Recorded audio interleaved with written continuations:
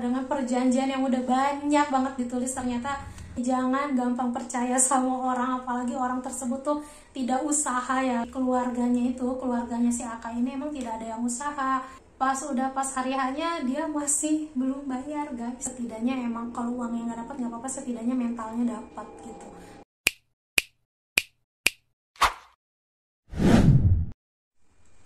Halo everyone, assalamualaikum warahmatullahi wabarakatuh. Oke teman-teman, balik lagi di channel aku Intan. Oke teman-teman, di video kali ini aku mau berbagi cerita mengenai pengalaman keluarga aku ditipu sama orang dengan nominal yang cukup banyak. Mau tahu ceritanya kayak gimana? Jangan di skip, dan gimana sih keluarga aku mengatasinya. Oh ya, jangan lupa di subscribe channel ini ya teman-teman, supaya channel ini terus berkembang dan bisa memberikan informasi yang menarik untuk kalian. Oke teman-teman, di sini aku mau ceritain dulu kronologinya gimana aku dan keluarga aku mengatasi ini semua ya teman-teman. Jadi awalnya itu mama aku itu didatengin salah satu orang, kita sebut aja inisialnya AK ya. Jadi si Aka ini datang ke mama aku dengan alasan mau pinjam uang, karena berhubung pernah ketemu gitu kan, karena jarak tempuh yang lumayan jauh gitu ya teman-teman. Akhirnya mama aku nggak ngasih, dengan beberapa kali dia datang. Pas terakhir dia datang 5 kali ya dia datangnya. Pas terakhir dia datang, dia mengiming-imingi keuntungan ke mama aku. Karena waktu itu mama aku tidak ada usaha ya teman-teman. Kebetulan mama aku ini ada sedikit tabungan untuk masa tuanya kayak gitu. Karena berhubung dia menawarkan usaha, akhirnya mama aku kasih uang. Awalnya sih nggak banyak ya teman-teman, awalnya mah cuma 300, 500, cuma pas kesana-sananya itu jadi 1 juta, 2 juta, bahkan sampai 4 juta ya teman-teman. Itu dari pas mama aku ngasih, jaraknya itu 6 bulan ya teman-teman. Dari bulan 2020, aku kurang tahu bulannya bulan apa, pokoknya jaraknya 6 bulan sampai ke nominal 29 juta itu. Nah setelah itu mama aku itu selain ngasih uang, mama aku tuh ngasih juga emas. Jadi karena berhubung waktu itu mama aku tidak ada uang cash lagi, cuma tinggal ada tabungan emas, akhirnya dia meminta supaya emas itu dijual sama dia. Karena berhubung itu untuk keperluan modal, akhirnya mama aku kasih emas itu untuk dia jual. Nah setelah itu di bulan Maret 2021, mama aku udah sering ngasih modal ke dia selama jarak 6 bulan itu, tapi mama aku tidak mendapatkan keuntungan per bulannya sesuai yang dia janjikan. Karena mama aku kecewa, akhirnya mama aku tidak memberikan lagi uang modal ke dia. Bukannya mama mendapatkan keuntungan, malah dia terus-terusan meminta uang ke mama aku. Karena mama merasa tertipu sama dia, akhirnya mama meminta uang yang udah mama aku kasih ke Aka ini dengan jumlah nominal yang mama tulis itu kisaran 29 juta. Nah bagi keluarga aku uang segitu lumayan gede ya teman-teman. Akhirnya mama aku cerita, awalnya mama aku tuh nggak cerita gitu ke aku karena mama takut gitu ke anak-anaknya bahwasanya mama tertipu gitu. Karena berhubung mama ngerasa nggak ada tempat lagi untuk buat minta tolong mungkin ya, akhirnya mama cerita ke aku dan aku cerita ke kakak aku yang pertama. Nah setelah itu kakak aku datang untuk menyelesaikan permasalahan ini. Dia kakak dan mama aku mendatangi dia. Awalnya dia kayak yang tidak terima gitu kan, bahwasanya mama aku marah gitu kan, meminta hak mama aku. Awalnya dia tidak terima, alasannya modalnya itu katanya udah habis katanya, karena emang uangnya itu ada di orang lain lah. Pokoknya banyak banget alibi yang dia omongin ke keluarga aku. Karena keluarga aku tidak menerima keuntungan, maksudnya karena berhubung mama aku dari pas awal ngasih tidak diberi keuntungan sedikit pun, mama aku tuh terus kekeh meminta uang itu. Nah setelah itu karena dari pihak keluarga Aka ini terima gitu, karena emang namanya juga usaha, ada gimana gitu kan, karena emang uang itu emang udah nggak ada gitu. Cuma karena mama aku tuh nggak mau tahu, karena emang mama aku tuh tidak menerima keuntungan sedikit pun gitu, bahkan mama aku kayak merasa dirugikan gitu, karena sebelumnya mama aku tuh mendapat info dari tetangga-tetangga Aka bahwasanya mama aku tuh kayak yang seakan-akan tuh yang jahat gitu, yang tidak berperasaan gitu. Jadi dia cerita ke orang-orang tuh kayak lebih ke mama aku tuh kayak jahat banget gitu kan, kayak playing victim aja kayak gitu orangnya guys. Nah singkat cerita akhirnya mama aku mendatangi RT RW karena tidak ada jalan yang baik gitu kan, karena emang dasarnya si Aka ini mau menipu gitu. Akhirnya si Aka ini nih playing victim, cerita ke orang bahwasanya dia tuh kayak yang seakan-akan korban kayak gitu, padahal di sini mama aku kan yang dirugikan. Akhirnya mama mendatangi RT RW setempat tempat dia tinggal. Akhirnya RT RW itu menyuruh mama aku untuk mendatangi lurah setempat. Nah setelah itu mama menceritakan kronologinya seperti apa awal mulanya gitu kan.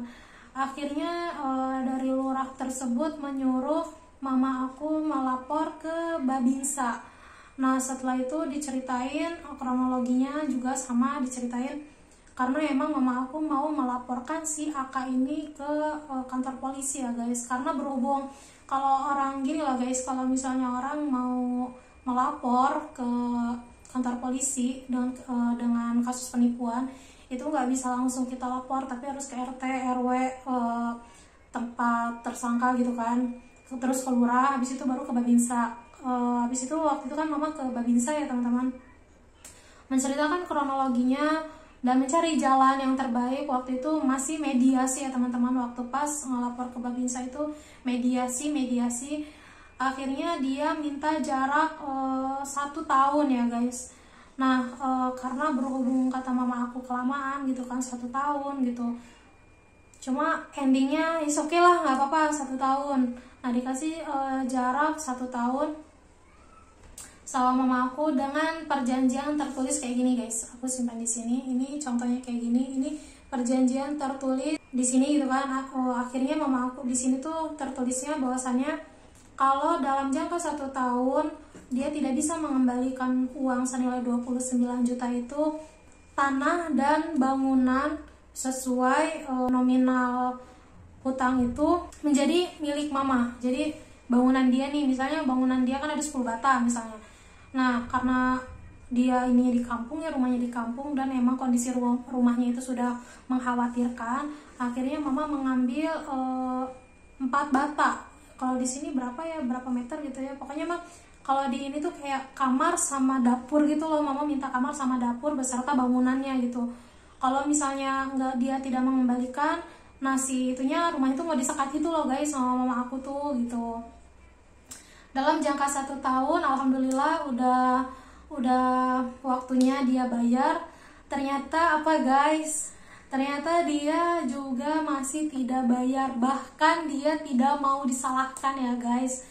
Dia sampai bawa ormas guys, kayak ormas PAN itu ya, Pancasila waktu itu teh. Nah dia kayak yang minta pertolongan dari ormas tersebut, karena berhubung emang dia yang salah waktu pas mediasi pun tetap dia yang kalah ya guys, karena emang tidak masuk di akal kalaupun dia minta tolong ke orang lain gitu, karena emang kronologi dari awalnya seperti itu ya, tetap dia yang disalahkan gitu.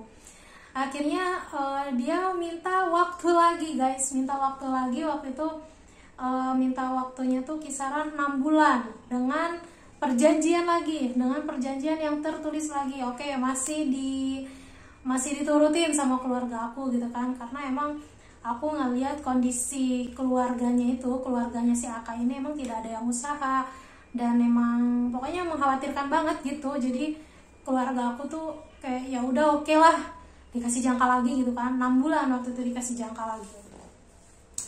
Nah setelah itu dengan perjanjian yang tertulis lagi, dia dengan waktu yang sudah ditentukan, pas hari hanya dia masih belum bayar guys.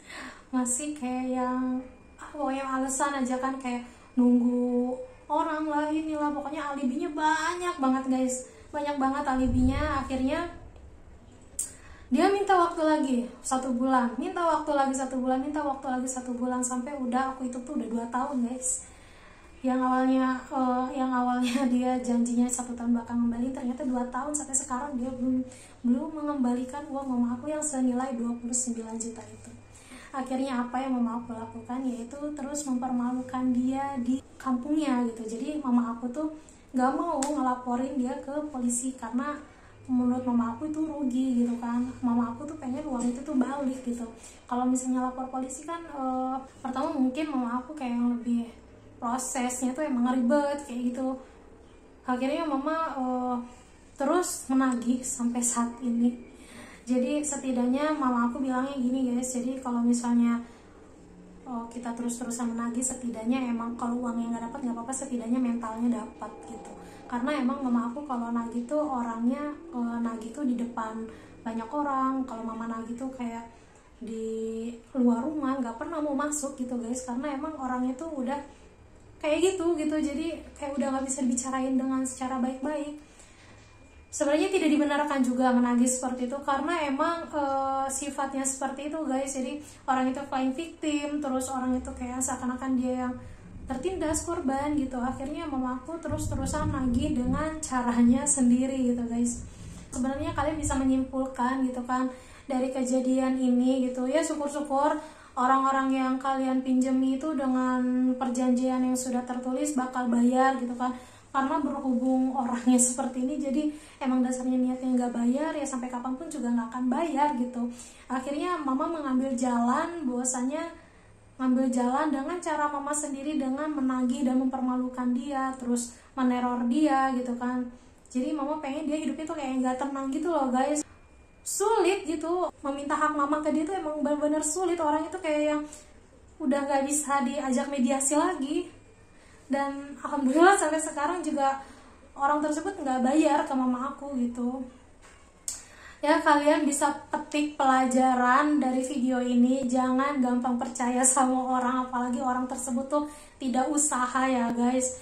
Karena emang cari duit kan sekarang emang susah gitu kan. Jadi kalian bisa ambil kesimpulan sendiri dari video ini, maksudnya dari pengalaman keluarga aku ini.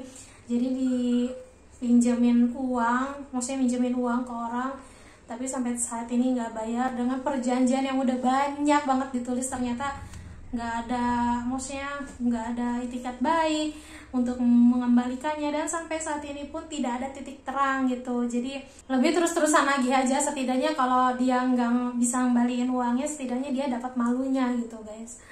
Oke, mungkin segitu aja guys video aku, pengalaman aku mengenai orang yang benar-benar susah bayar hutang ya guys. Semoga video ini bermanfaat, kalian bisa mengambil hikmahnya, kalian bisa mengambil kesimpulannya, poinnya. Mungkin segitu aja. Assalamualaikum.